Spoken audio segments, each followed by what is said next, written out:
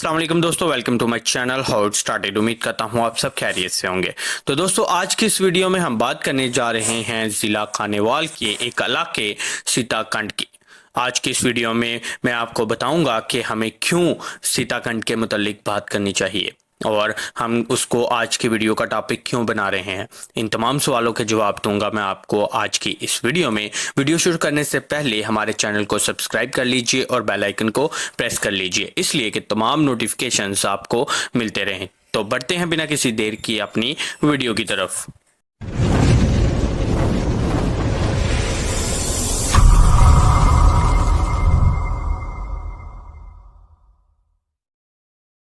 तो दोस्तों, तलंबा से 5 किलोमीटर की दूरी पर दरियाए रावी के किनारे एक इलाका कचलम्मा के नाम से आबाद है।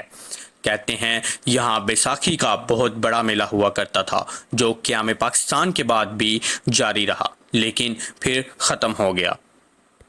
दोस्तों, यहाँ करीब ही राम चौंतरा में 1819 में राजा रंजीत सिंह के मुलाजम खास देवान सिंह सोनमेल ने तलंबा के नवाही दरियाए रावी पर हिंदुओं के स्नान के लिए राम मंदिर और सीढ़ियाँ भी तमीर करवाई थीं, जो अब मंदिर के आसार तो बाकी हैं, लेकिन सीढ़ियाँ दरिया बहा कर ले गया।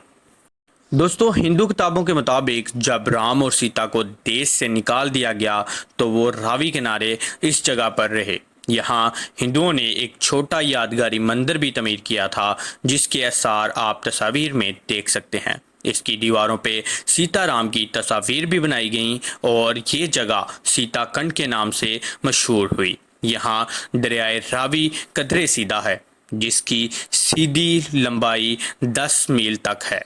पूरे रावी में वह सीधी जगह ये है और अब ये एक पिकनिक पॉइंट भी है, जहां एक हेड तमीर किया गया, जिसे हेड संदाई कहा जाता है। दोस्तों, हिंदू अकीदे और किताबों के मुताबिक महाराजा रामचंद्र जी अपनी पत्नी सीता और भाई लक्ष्मण के साथ इस इलाके सीताकंड में तशरीफ ले आए। एक दिन रामचंद्र जी और लक्ष्मण स्नान की गर्ज से दरिया में कूद पड़े और नहाते हुए 10 मील दूर चले गए, मगर महारानी सीता इन्हें देखती रहीं।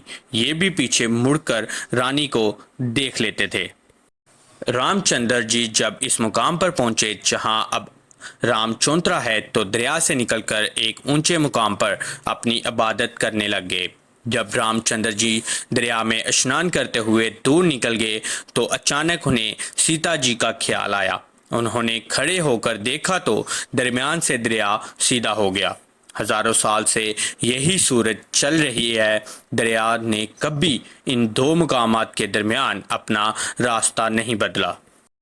दोस्तों, अगर हुकूमत इस पर थोड़ी सी तवज्जो दे और इस इमारत को महफूज करे और यहाँ कोई तफरीगाह कायम करे तो ये एक अच्छी और मुनफरिद तफरीगाह भी हो सकती है। इसके बारे में बेहतर और मुकम्मल जानने को भी मिलेगा। यहाँ लगे बोर्ड के दरख्त और दरिया का नज़ारा इंतहाई शानदार है। आप यहाँ से दरिया की दूसरी तरफ राम चौंतरा को भी देख सकते हैं। तो दोस्तों, ये थी हमारी आज की वीडियो। उम्मीद करता हूँ आपको पसंद आई होगी। तो जाते जाते हमारे चैनल को सब्सक्राइब कर लीजिए और बेल आइकन को प्रेस कर लीजिए, इसलिए कि तमाम नोटिफिकेशंस आपको मिलते रहें और इस तरह के इंटरेस्टिंग वीडियोस आपके पास पहुंचती रहें।